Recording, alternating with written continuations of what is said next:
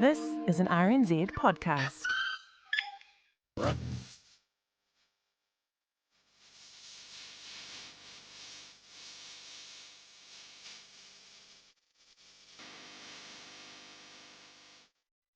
Riders on the Storm by the Doors. I hear that now and I can just think about Auckland. That was Frank Ritchie, the co-host of the Sunday at 6 show on News Talk ZB last weekend. And given the inundations over the previous 48 hours, the Doors' stormy 60s hit was a pretty bold choice of intro music. And the first listener to phone into Frank, appropriately named Flo, wanted to praise the real-time efforts of another host on ZB, Marcus Lush, who was on air when the rain began to fall in a big way. Hi. He was absolutely marvellous and, in my opinion, needs a damn medal. He kept us up to date. He had people ringing in from all around the country telling him what was happening in the areas. He was absolutely wonderful. However, Flo couldn't say the same about the powers that be, including the Mayor of Auckland. He gave us more information than civil defence or that hopeless Wayne Brown. And Flo was far from the only one unimpressed with the conduct of the Mayor, as we'll hear. And on his ZB show last Sunday, Frank Ritchie made another bold call for the top of the hour theme tune after more grim news and weather.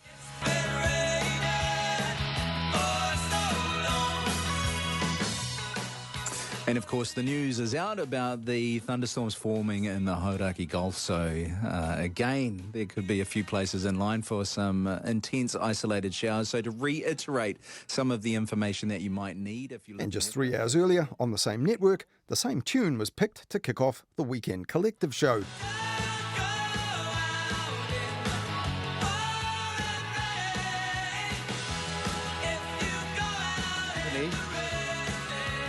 Kia ora, New Zealand, no mai haere mai. It's the Weekend Collective. Roman Travers here in for Tim Beveridge for today.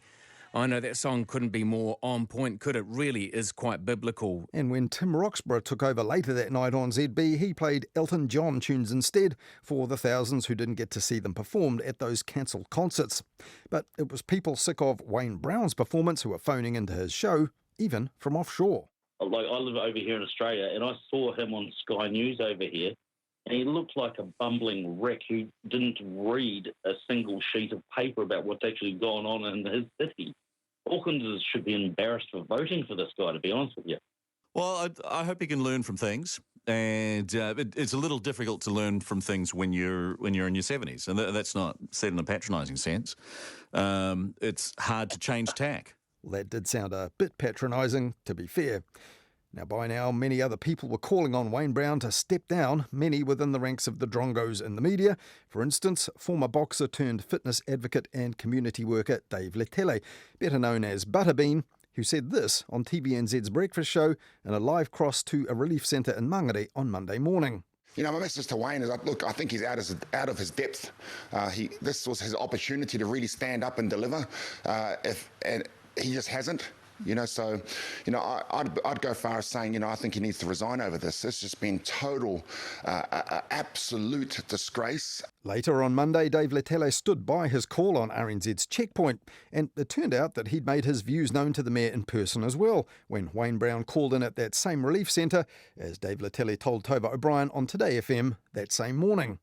Look, I think he's out of his depth. I do go as far as saying I think he does need to resign. And Dave Letele is no stranger to Today FM himself. He has his own weekend show on the network, the Butterbean Radio Show.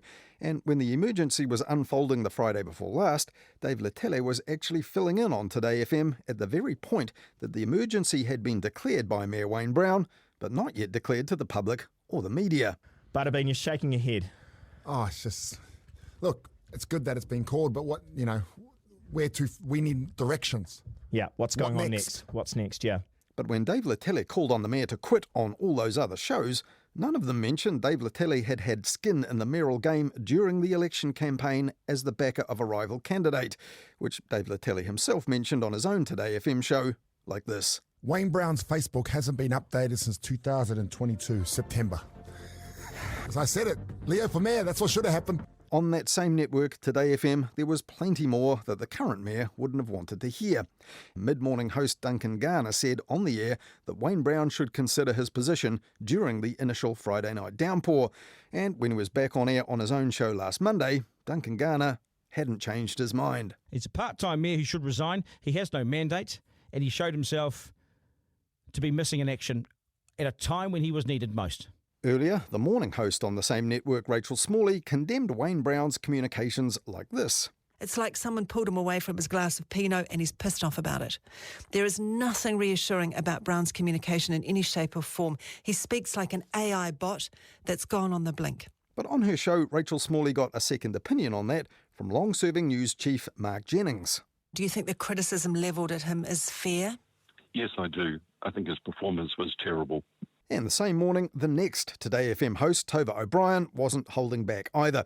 I just hope it takes Wayne Brown less time to draft his resignation letter than it took him to declare a state of emergency.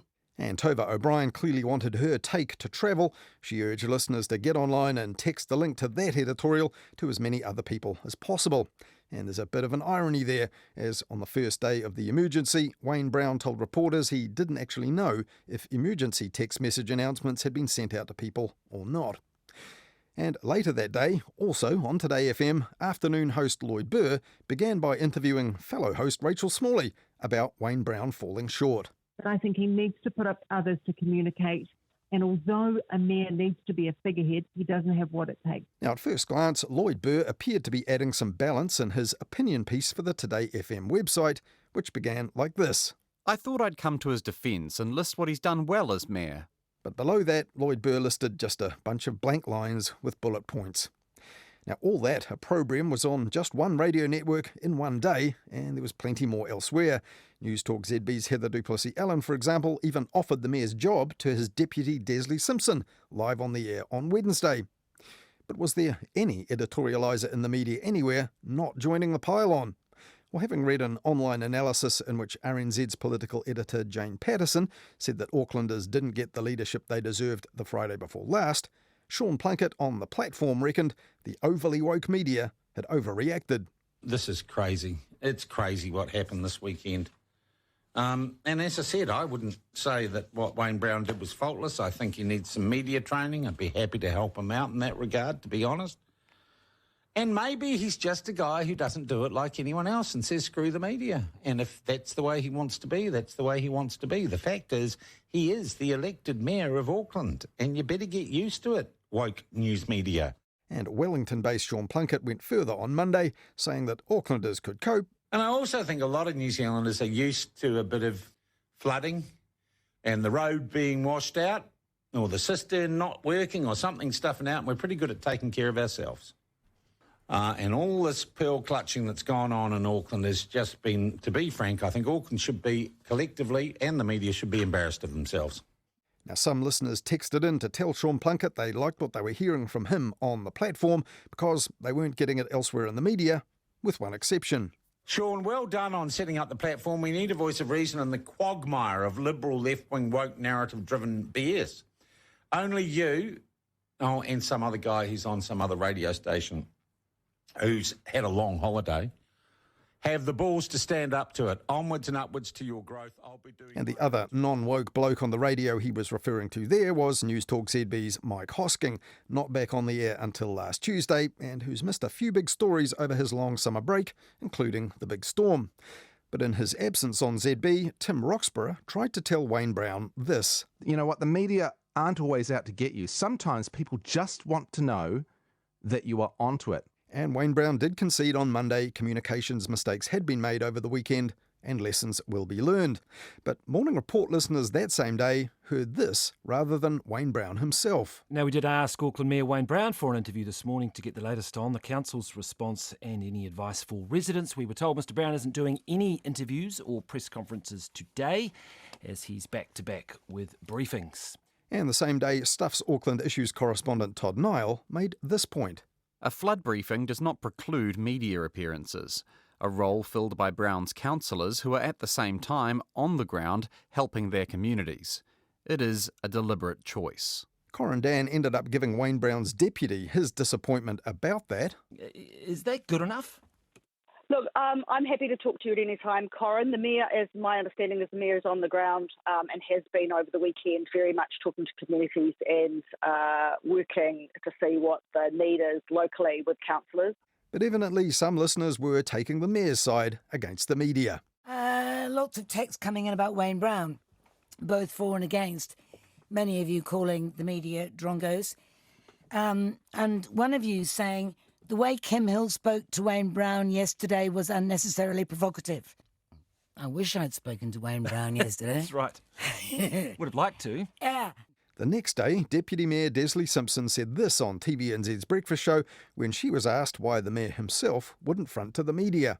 So, yeah, he's part of the problem and the solution. He's aware of the problem most definitely.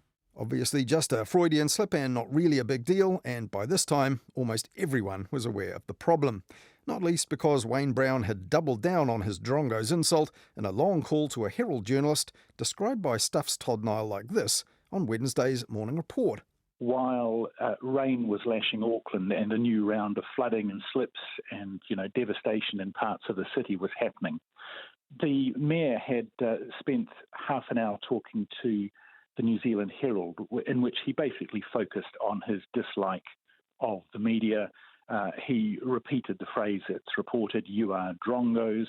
In terms of his unavailability with the media, he said, and the quote was, "I don't need to talk to anybody, I'm in." The Mayor is creating yet another round of war, if you like, with the news media at the time when the news media should be the vehicle through which he does his job in this crisis as a political leader. News media were also able to demonstrate that, in fact, they had played their role in the crisis after others clocked off. Stuff reporter Kelly Dennett, for example, compiled a timeline which showed how reporters were in real time seeing agencies and their communication channels falling short.